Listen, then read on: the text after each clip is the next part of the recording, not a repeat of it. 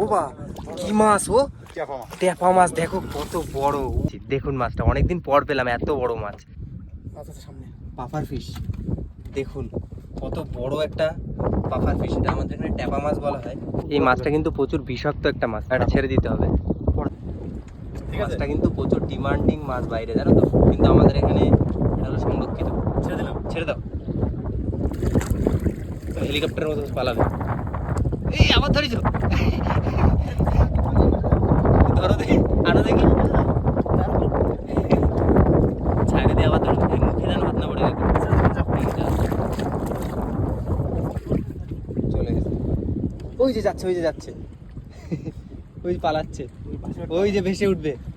দেখুন মাছটা পালাচ্ছে, ওই যে ভেসে উঠবে, হেভি যাচ্ছে, ওই যাচ্ছে। যা যা পালা, টাটা।